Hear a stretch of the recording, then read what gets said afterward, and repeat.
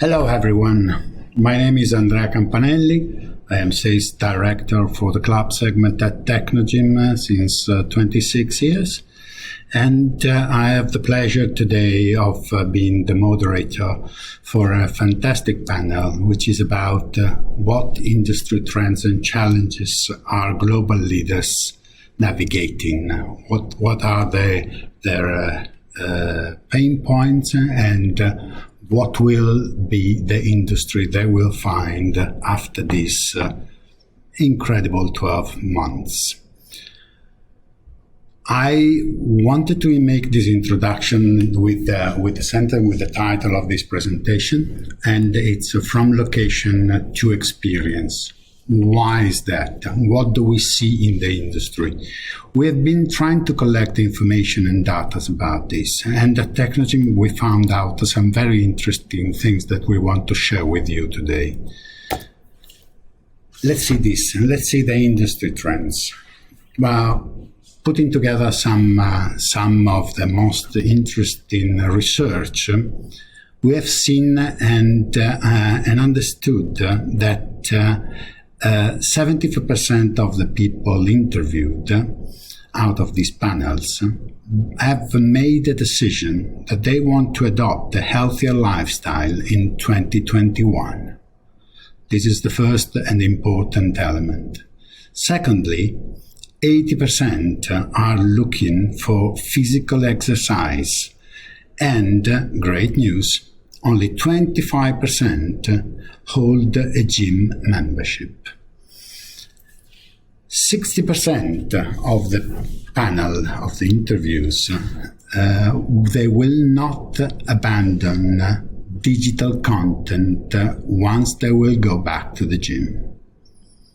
Another important data about millennials. Millennials expect a digital offering from their club. 1/3 of the users will keep the habit of training also from home. These are data that describe the picture and describe the situation. And certainly the elements that are coming out are a health-conscious population, where wellness and physical exercise is of absolute importance. Technology, innovation, and digital will be fundamental. And the expectation will be basically to live an experience. The users, the members, will be more demanding. That's why where we see the movement from just the location to the experience. The gym, fantastic place, is no longer enough. From gym to experiences. And experiences are made of content, experiences are made of environment, experiences are made of emotions. Experiences are about the individual and the individual's needs and expectations. Welcome in the new club era. Let's see some elements that will define the gym of the future. And again, it will be the member, the individual, that will define what to offer for a successful restart. At the club, the expectation of the members will be to be more flexible. So they will be looking for a flexible membership model on-site, online, within a fully digitalized environment that contains high-quality program and contents. This will be very, very important. Not only that, there will also the training element will be fundamental. As we said, members, the end user, is much more informed and will be looking for something particular, tailor-made training programs, and that are fun and engaging, so to live an experience. Not only that, but they will be looking for programs and experience that are very, very precise, and therefore precision training will be a key solution to satisfy their needs. To make this happen, also the staff will have to behave different, will have to be more qualified and fast in communication, which means that they need the tools and the technology to do that. A pat on the shoulder is no longer enough. The staff will need to be available to listen to the customer, analyze members' data, and interact fast and precisely with the data tracking in one single app. That's everything that they are looking for. What have I been talking about? We will be discussing with a panelist today about the perfect ecosystem. What is the perfect ecosystem that Technogym is offering? Is a combination of product, innovation, content, digital platform that puts the end user at the center, but makes available all the contents and the programs within one single platform, Technogym ecosystem. After all, the ammunitions are here from a digital solution, the platform, My Wellness 5.0, with a stream solution, and that can create the contents and provide the contents to the member, either at home or through the Technogym Live platform. As I said, it will be all about experiences, the format experiences for a fun and engaging training. Thanks to the combination of this, of course, smart equipment that can really emphasize and give a great experience to the members while training. Because after all, what is extremely important here is the members' experience. Members' experience is key. Enjoy the panel today, and thank you very much from Technogym. When Ross asked me to moderate this panel discussion now, I thought about the subject, and I immediately agreed, because what we will be talking about today, it's transformation, it's change, it's innovation, all matters that are very, very dear to me and to Technogym. I believe the subject of this panel today is of great interest. It's about behavioral changes that are induced by the pandemic in the habits and expectations of members, and how the business of the fitness industry is responding and has to respond to these elements. One of the most frequent questions that we have received is about members' behavior globally. All operators are asking the same thing. What is happening in that country? What is happening here? What are the members asking? Are they more cautious? Are they concerned? Is age a factor? Do they keep training outdoor and at home? So all these questions are part of the conversation that we will have today. So it's an honor for me to be the moderator of this great panel with 4 great leaders that will give us the view, share the experience and challenges that they had to face over the last 12 crazy months. But most importantly, as we said, understand what you're planning to organize, how to organize your people, your resources towards a successful restart. So without further ado, down to business, and with the first question. Despite the difficulty here, we are seeing members returning to fitness and wellness facilities, so confirming the high value of health and wellness. What trends are you seeing? So I'm Joanna and I represent Curves. So we're very pleased to say that we see a committed core of members reactivating as soon as the clubs open. They come with specific goals, much more focused, because they really appreciate now the need to take personal responsibility for their health and wellness as a result of what we've experienced. Now that probably represents 60% of our original core membership. The others range between demotivated, probably because of the stresses and strains that they've had over the last year. It's just had an emotional toll on them. And the other group who are still too apprehensive to come back and want to take advantage of our online at-home services. So that's probably a snapshot of the demographic that we have in our clubs at the moment. I'll chip in, Andrea. Thank you, Joanna. Just in Musgrove, I'm the CEO of Fitness Time. We're the largest operator of gyms in the Middle East, predominantly in Saudi Arabia, at 137 locations. And Saudi is a very tricky location from a point of view that we have male and female clubs separate.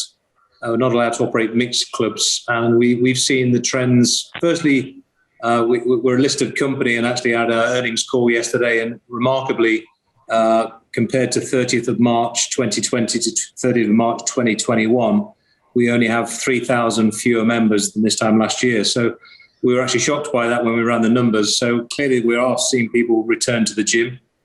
Our biggest area where we're finding difficulty is the ladies' gyms. And because the children are doing online schooling, our assumptions and certainly our research is telling us that the females are still yet to return to the gym in the numbers pre-COVID because of homeschooling. But I think looking to the future from my standpoint, if people don't realise the importance of health and fitness now, they probably never will. And that for me presents such a unique opportunity because we have this post-COVID inertia of people interested in staying fit and healthy. So, and of course, the million-dollar question is about the digital fitness. And for me, it's very much about embracing that. And of course, things will be different in the future. You know, they talk about the new normal and actually embracing the digital side of wellness with bricks and mortar gyms is what all the research is telling us people want going forward. Fantastic. George, I will pass it on to you. What's your experience? Yeah, I'm George, CEO of Fitness First here in the Middle East and North Africa. So Justin and I operate in pretty much the same climate, and we've had the benefit of trading without any interruptions, specifically in the UAE from around the month of June last year. So when I compare that to the rest of the territories that we operate in 6 territories. It's actually been significantly different because some of the other territories have been closed for periods of time. The behavioral shift that we've seen is initially when we opened and in June last year, we saw a great propensity of people coming back. It was almost a natural flow, people coming back. There was a nervousness initially, and the influx of members picked up after about the first 14 to 21 days.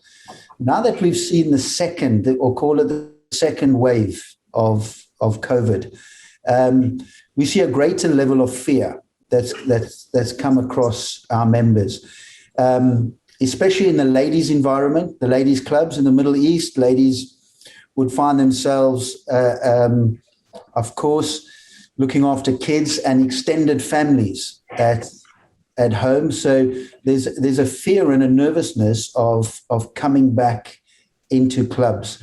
So it's almost been a tale of two stories. The initial first wave, and now we've seen a change of behavior in the second wave.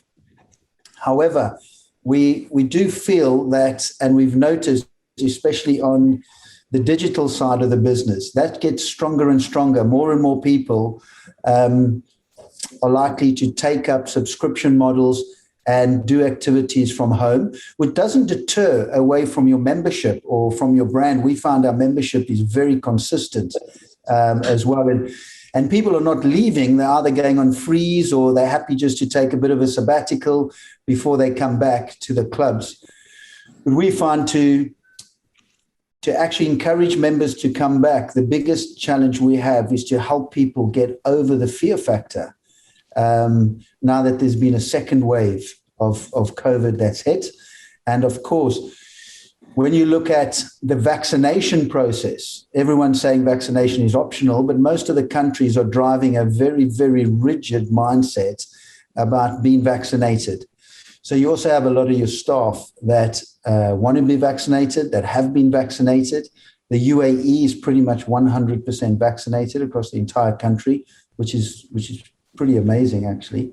But you also have a lot of staff that are not really keen to get vaccinated for whatever their reasons are. But we do find members have a higher level of confidence if they know that your clubs have a very high percentage of vaccinated staff that they can come back to, and they're working out in what they would deem as a very safe environment. So a double shift in behavior for us from the customer. Great insight. Finally, Conor, what's your point of view? What have you seen? Yeah, thanks, Conor Loughlin. I'm the CEO of Glofox. So Glofox is a business management software for gyms and studios. And it's actually really interesting listening to your speakers, because I probably come on it from a different perspective where we're more connected to the businesses, but obviously hearing the mindset of what the members are going through is really insightful. For us, what we've seen across our data, we spend a lot of time analysing. We've got gyms and studios across 50 countries. So it's been great for us to be able to kind of feedback the patterns that we're seeing, particularly in APAC in Australia with the bounce back really and the resurgence of activity.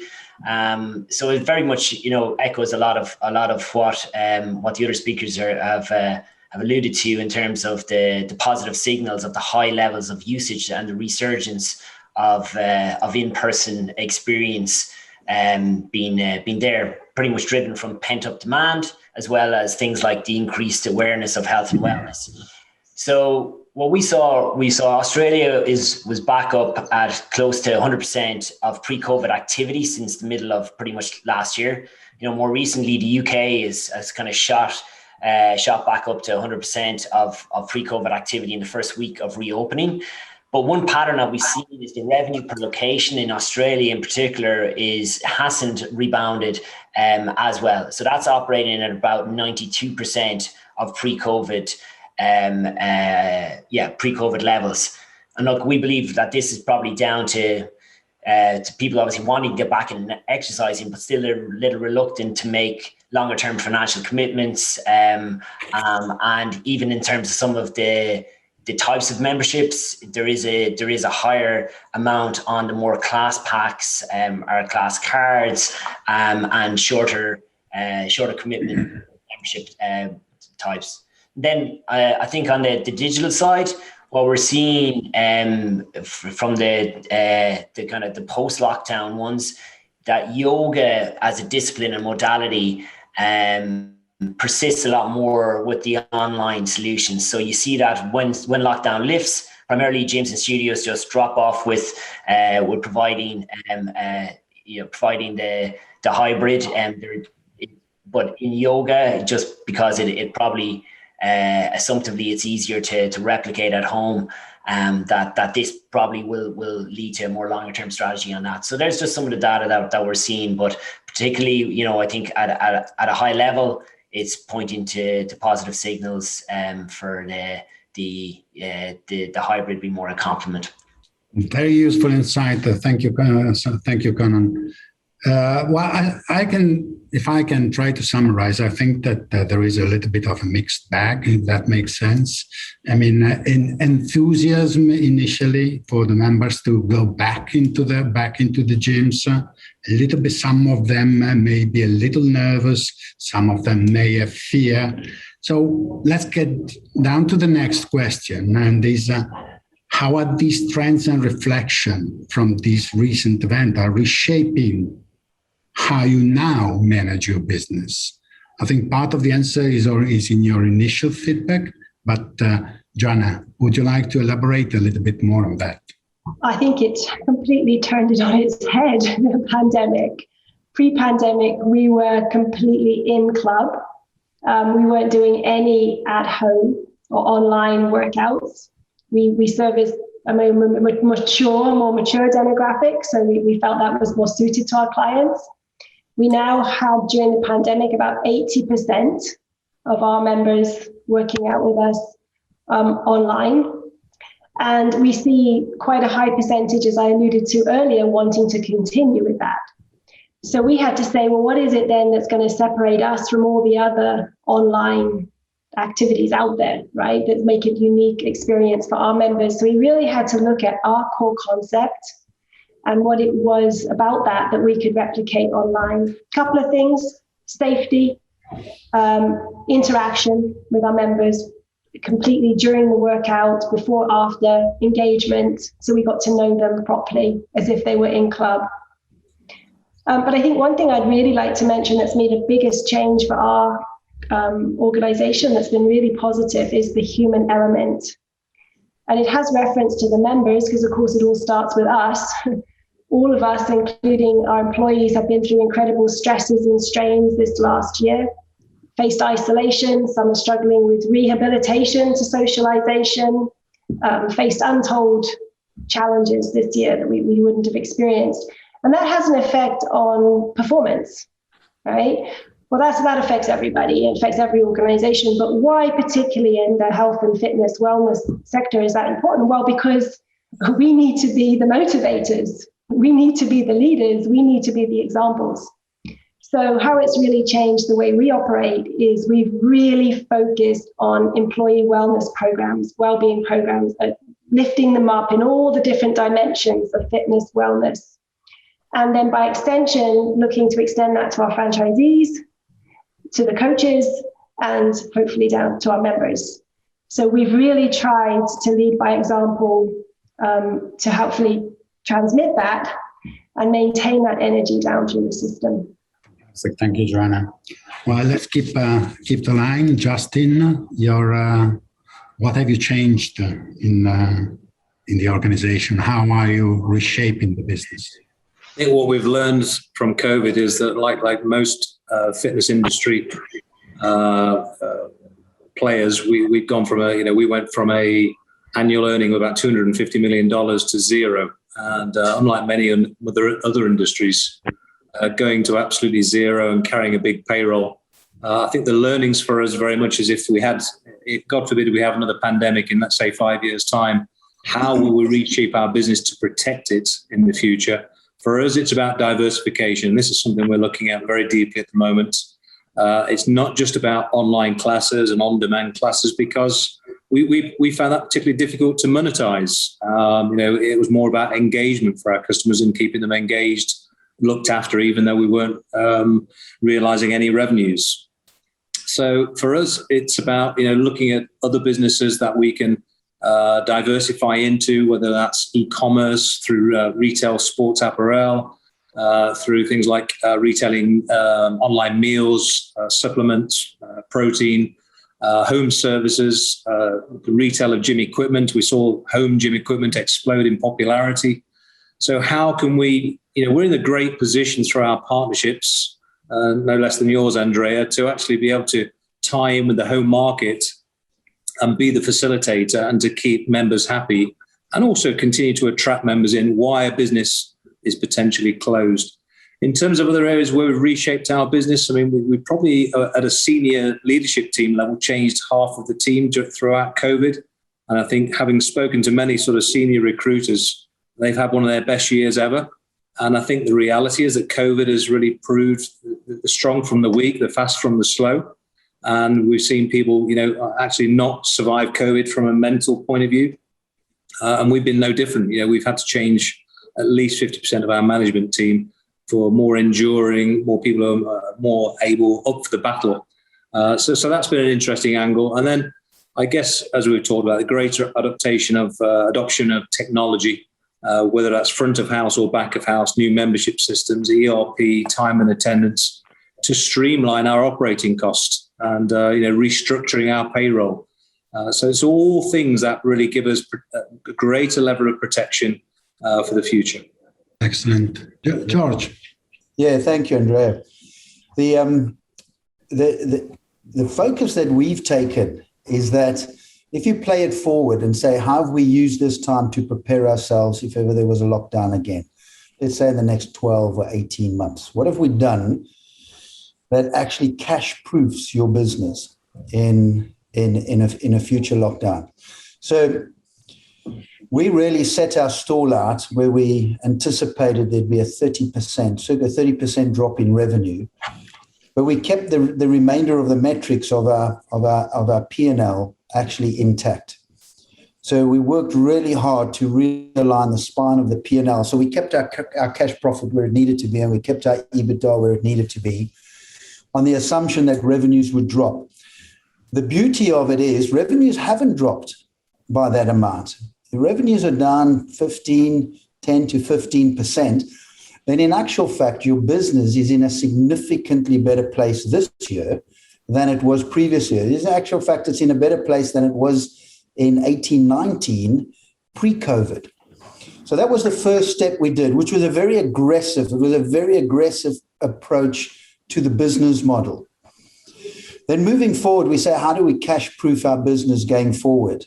Yeah, I think Justin's right when we talk about online PT, online streaming, GX on demand, subscription models. I think everyone's in that vein at the moment and everyone's going with it. Can you monetize it? Yes, you can. Is it enough to protect your business going forward? No, it's not enough. It's a substitute and it's an additional revenue stream that either puts cream on the top or it helps supplement your other revenue lines. Where we've taken a very different look is looking at the models that are potentially out there. Now, can you design a model that actually doesn't have excessive staff costs and can actually work almost in remote control? So instead of we're currently running we run a fixed cost model. Can we turn our business into a variable cost model, which is a lot easier to handle another lockdown or another pandemic if there might be one? If it doesn't come, your business is in significantly better shape. And then the third thing everyone talks about apps. We've now invested significantly into a seamless app. So everything is on one platform. If the customer's not coming to you, you've got to go to the customer. It's as simple as that, because the customers are very, very active online. So is there an opportunity through PayPal, through Apple, that you can still engage with them in different health and fitness products, be it equipment, be it nutrition, be it different challenges that you can set up for them? And that's more about a high level of engagement than it is about creating significant revenue streams. So when you put it together, it's multi-channel, omni-channel opportunities that you have to look at in your business going forward. So I believe we've actually, to say we've future-proofed our business would probably be a very bold statement. But we've done enough to open 5 clubs this year and done 2 closures and 2 relocations because we've managed to keep our cash position intact. So that set us up quite nicely for the future. Fantastic. Conor, your experience, what can you share with us? Yeah, I suppose the lessons that we learned primarily is that probably importance of adaptability and agility in our own business, as is kind of echoed by the other speakers here.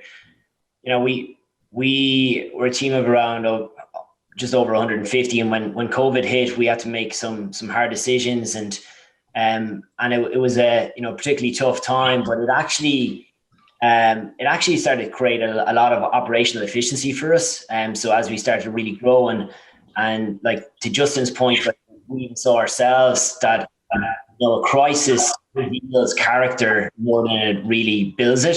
So it really kind of showed people that had metal that stood up and be counted for, and it's been fulfilling and a source of pride actually in how the team have really stood up and adapted to this. we were lucky that our revenues grew last year, maybe not to the extent that we would have wanted them to, but we continue to keep investing because we fundamentally believe that the investment in building remarkable technology that's pioneering and is going to be able to help shape the future of the industry, not just serve the industry as it was, is going to be where we see our path to success. So I think, look, we reacted well, and we made our business more adaptable. We made more space in the roadmap for dealing with unforeseen challenges and the longer term COVID impacts, both on the digital side, on the need to have that engagement with a more connected, tech savvy end member, and also on the safety side to give those assurances for members so that they can come back to the in-person experience safely.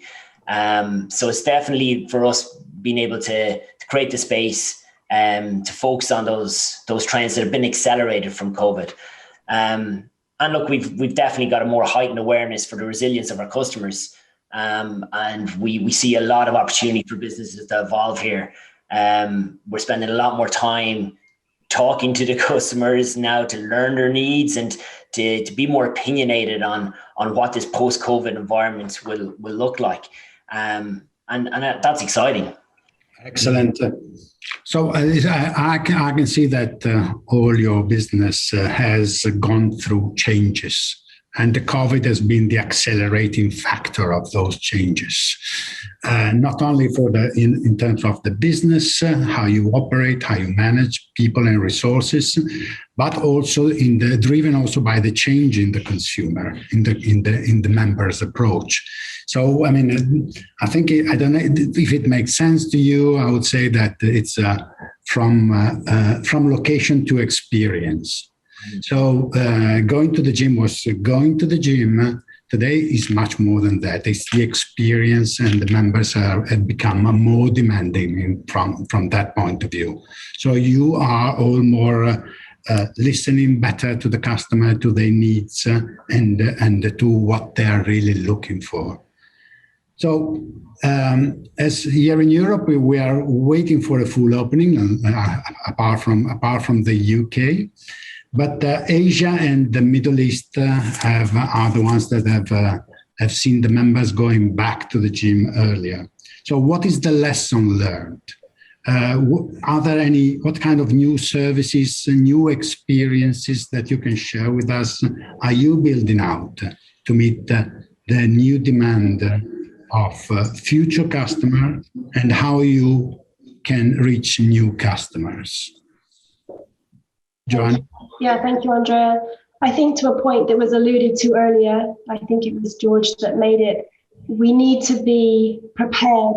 I mean, we know this now, multiple shutdowns may happen again. We're seeing that as the clubs opened in Asia, they had temporary closures, even if they were regionally based.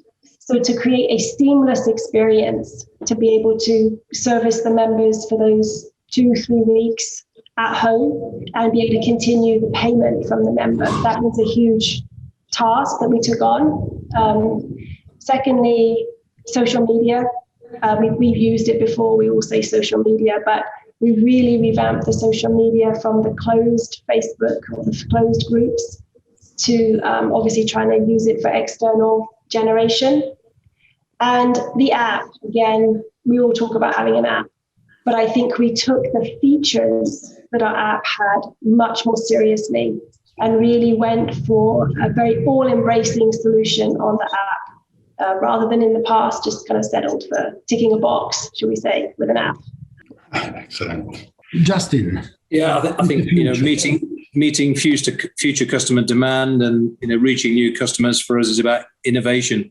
And we've talked already about connecting people in the physical spaces, but also the digital spaces. We've talked about apps. For us in Saudi, these things won't sound particularly original, but they are for Saudi, which is adding things that make us more than a gym, so that we're not just a fitness center. We're actually offering coffee. We're offering food and beverage. We're offering spa services for our ladies.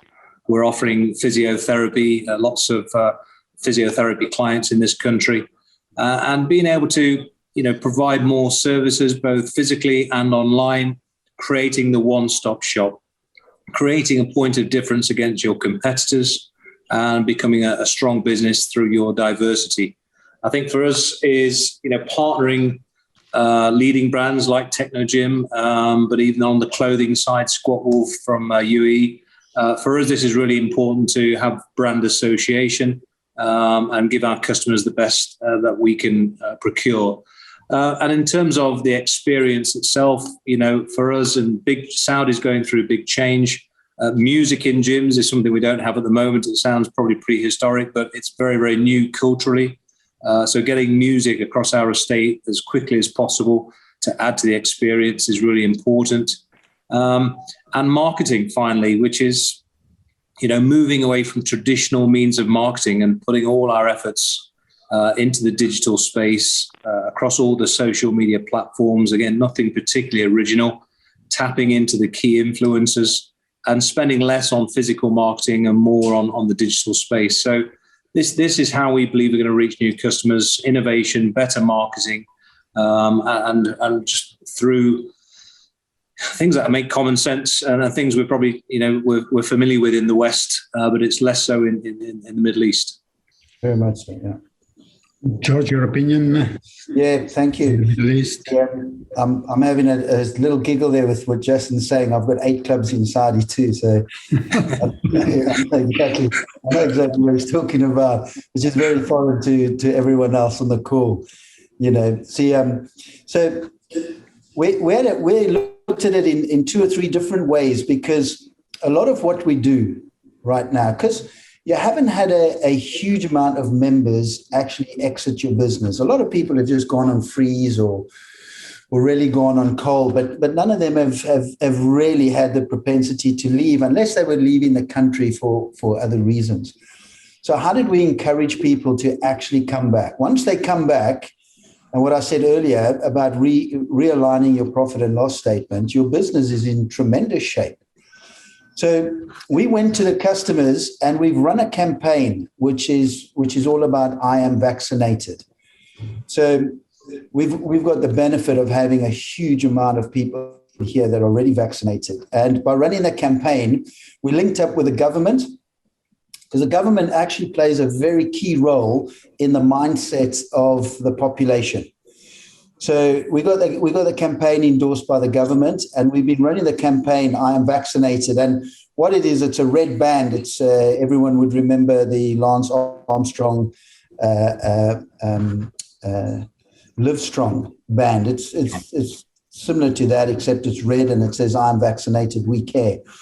And we got all our staff in the clubs that are vaccinated, which is north of 80%, wearing these bands. And we found that was a huge upside for customers coming in, feeling that, firstly, the place is safe, that's just a mindset, and that they're having PT or they're in a GX room with people that are also wearing the band. So, they feel they're in a safe environment, which has actually brought the numbers back significantly. On our booking app for group exercise, in fact, the moment a class opens, group exercise classes are booked up, 100% booked up, between 3 and 5 seconds. So people are literally sitting there with the app open. As the class goes live, they press in book. And within 3 to 5 seconds, the classes are booked up. So that's a huge shift in behavior, that we've managed to create this experience or this level of excitement where your members are so determined that they're sitting with the app open, their classes are being booked up between 3 to 5 seconds. And what we found, the 2 anchors of your business, if group exercise comes back and personal training comes back, your business is in actually pretty good shape. So we ensured that we got what we're doing initially really right, really confident, running a campaign, ensuring that those services are really well delivered. And then we also took advantage of the social distancing. We got 3 meters. I don't know what it's like in the other countries, but we got 3 meters social distancing across our countries, which actually creates a lot of space in your club. You can either see it as dead space or you can see it as opportunity space. And we've allowed the PTs to actually maximize the space. And we've seen our PT business has come back. Last month we did over 40,000 conductions in our PT business, which is just massive, off the charts for a business like us. So when you look at building confidence and breaking through the fear factor of the customer, take what you're doing and build that into your scope, because I believe that'll give you the biggest upside in your business. Then absolutely it's all the other things that we've touched on already that will make a significant difference. But that's where we've put our focus, and we've seen tremendous results come back in that sector. Congratulations, George. Very good. Finally, Conor, have you experienced similar situations? What is your feedback? Yeah, our take on it, like in terms of maybe lessons learned and where we're applying our resources to kind of meet the customer demand. I suppose on the lessons learned, I think, the first is the in-person experience bounce back is big. There's big question marks around these new competitive threats with the likes of Paladin, with the likes of At Home, at home solutions. And I think we view it that it's a complement rather than a replacement. And what that then means is that, for these businesses, they for fitness operators, I think there's a transition into looking at themselves more like brands and just less as solely a physical space. And for that, it has a lot of kind of knock-on impacts. It's not to say that every gym or every fitness operator needs to be delivering an online solution. It's not. It's that a digital first touch point with members and prospects is so important, and to really invest in that experience to connect with members and prospects beyond the four walls of the business has just become more and more important. Having that kind of hyper personalization, it's now a mandate. It's not a nice to have. So I think investments that we've made have been in line with that, and it's also, again, not to name check you again, Justin, but a lot in terms of the adding on the multiple services. There's opportunity here for businesses to capture more of that share of the overall wellness wallet and wellness spend. And so those businesses that really kind of take that approach, we feel are going to be poised for success. And for practicalities, then for where we're looking at for our roadmap for the next year, there's heavy investment in analytics to give visibility into the operations at every level. The member, the performance of the trainers, the locations, retention and growth. The second area is we're looking at embedding more financial services, really democratize the access to capital for a lot of these businesses where there's hurdles and challenges externally with banks. We're in this unique position where we're able to see what they're transacting, be able to give them risk adjusted access to capital and kind of reducing some of the hurdles there. And that's an area that we're excited about. And then finally, our big investment has been in this growth playbook, which is essentially a suite of marketing automations and task managements to be able to create a more effective operating playbook that's in line with this kind of digital first mentality that we see is the opportunity for businesses in our space. Thank you, Conor. I definitely can say that also it's reassuring all your feedbacks for us at Technogym. I mean, technology and innovation are part of our DNA, and this is something that has become the norm. In all your feedbacks, I've also heard talking about the app, the ecosystem, the words like we were not used to utilize in the past: hybrid, omni-channel, phygital. So all this combination now are definitely the norm. We are very much used to this expression. So is this the scenario that will make our industry stronger? And what is your view of the perfect ecosystem? Joanna.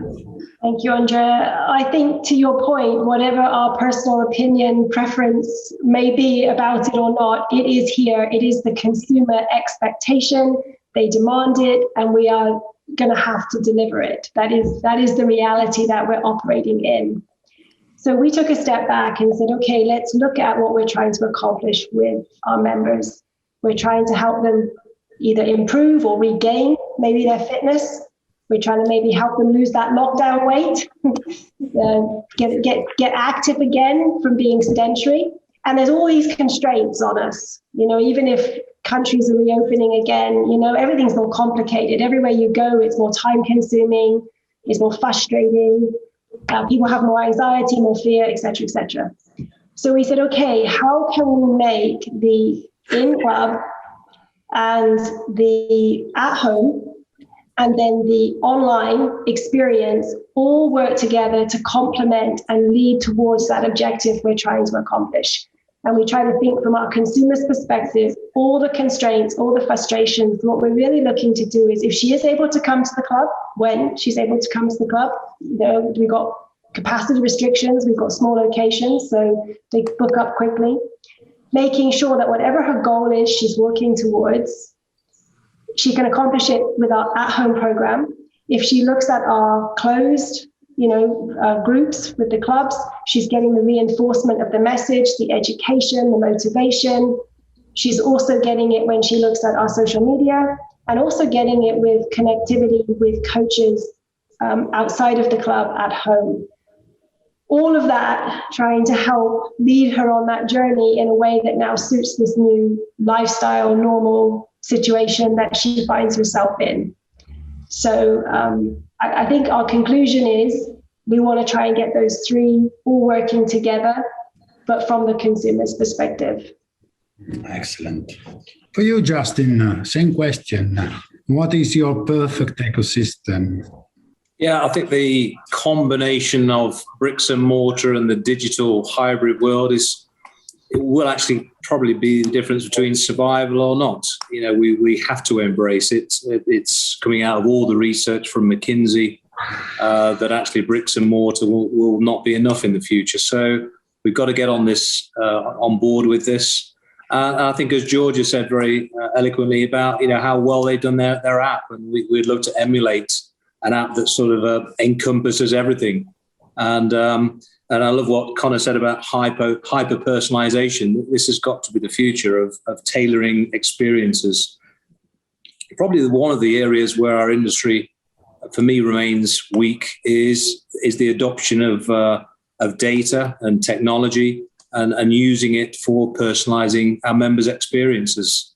And for us, it's about how we're going to use that in the future, whether it be AI or machine learning, but actually understanding what specifically each member wants to get from their experience, combining the bricks and mortar with all the other technologies like Chronometer and the diet and nutrition, with their e-commerce experience as well as buying sports equipment, clothing, all the add-ons, the supplements.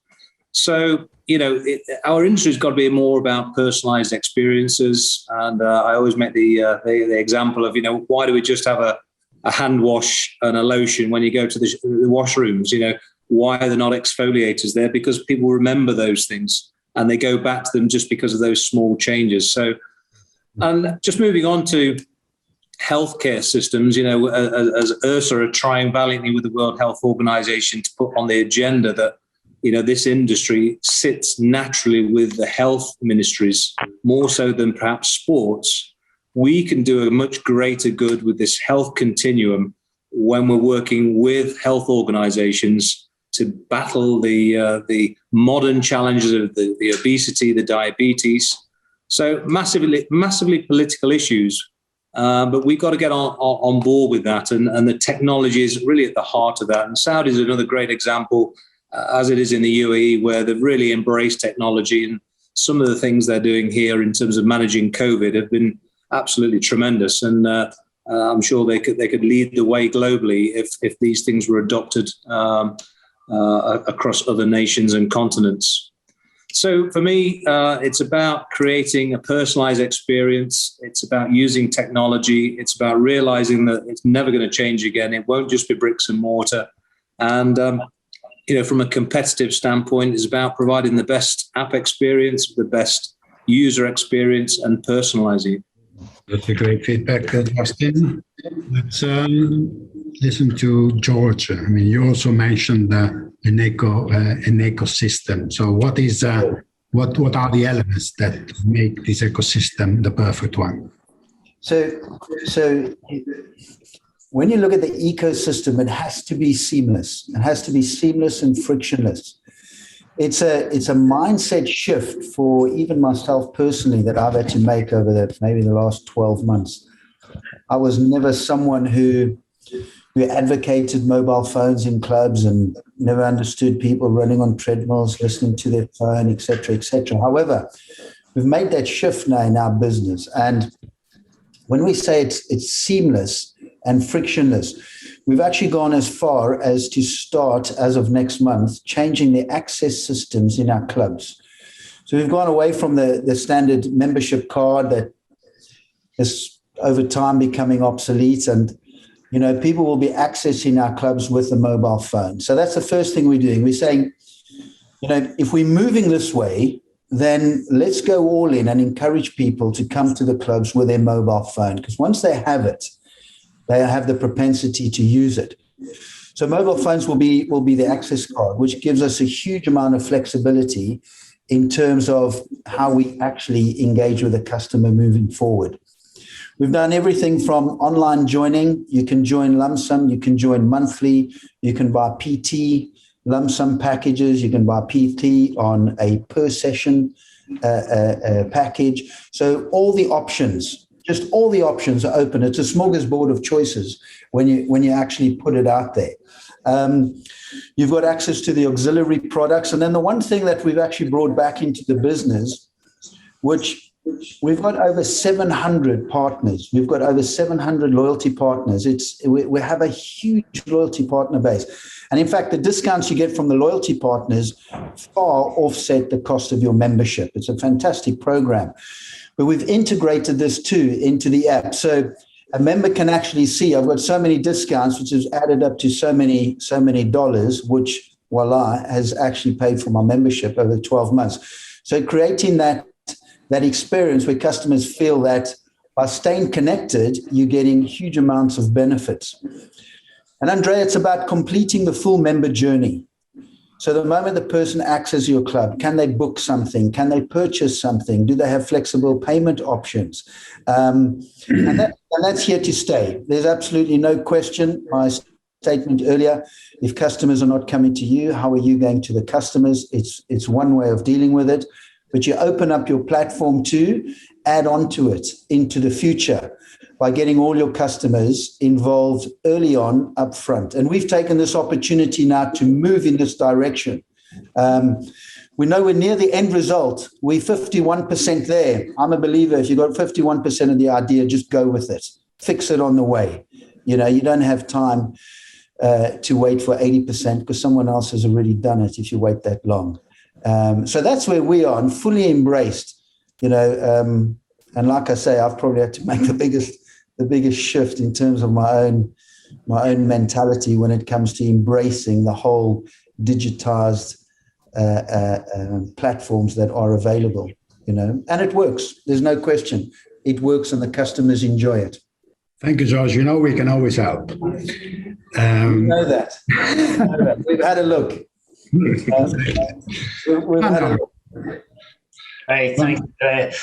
I suppose the downside to going last is you end up agreeing with a lot of what's been already said. So hopefully I'll still be able to add something. Sorry about that. I think there's a common theme here, which was started off by Joanna, which is like the perfect ecosystem here is giving the members what they want, when they want it, how they want it.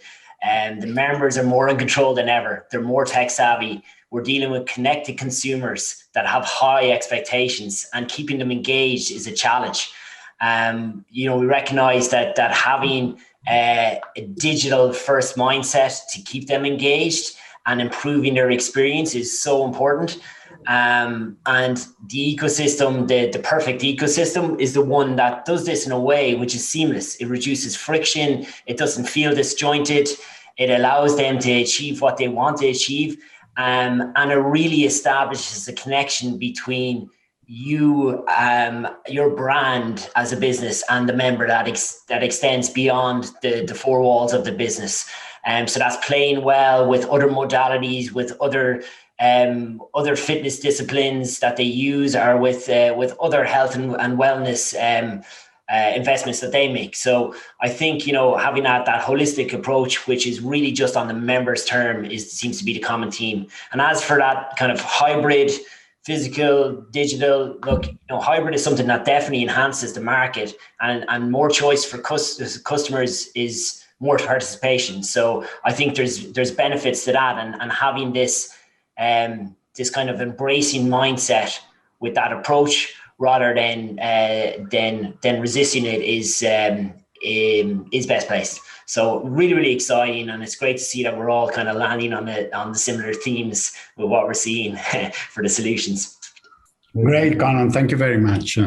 Yes, I agree with you. We're landing on the same concept, and it's certainly reassuring. Also as I said, also for us at Technogym, we see we understand that from this great panel, for which I would like really to thank you. It's been a great experience for me personally as well. And the feedback that I get is that we are off for a great start, and with an opportunity to reshape our industry. The hybrid club is not just a fashion; is here to stay. So the adoption of technology, the adoption of innovation in content and digital solution will make the difference in the future. So you will have to listen to the members' needs and help them, take them by the hand, whether they are on site, they will definitely go to the location, but also off-site, online, they will look for solution, and the club will be the ecosystem that can really enhance their wellness lifestyle. So thank you very much again, Joanna. Thank you, Justin. Thank you, George. Thank you, Conor. It's been a great panel for me.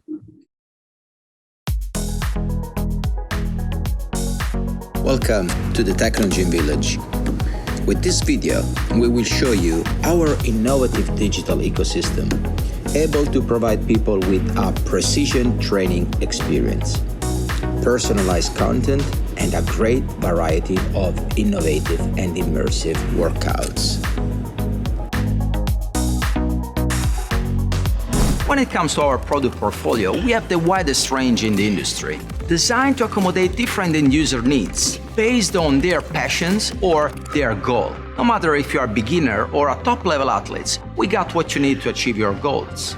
Like, for example, the latest Excite Live, a comprehensive cardio line based on the latest innovation, the Technogym Live platform. The Technogym Live platforms aggregates training content available live or on demand on different touch points, our interactive consoles or the My Wellness app. Thanks to the My Wellness app, you can log in to get a fully personalized training experience on our smart equipment. And so you can pick and choose amongst a wide library of training content. For example, you can have one-to-one trainer sessions led by professional trainers, or just pick the high-intensity routines that guide you through higher results, or just immerse yourself into outdoors landscapes. If you want to customize your training program, you can pick and choose from custom exercise. And now, I'm speaking to industry operators. Thanks to My Wellness 5.0, you can offer your club programs and service to your members, both at home and in the gym.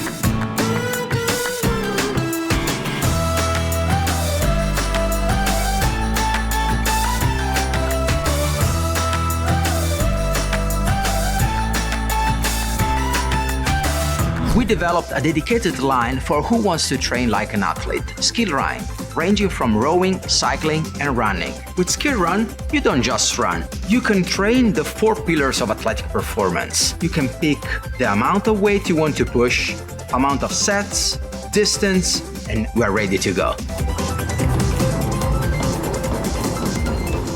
Imagine the variety of training this equipment can offer.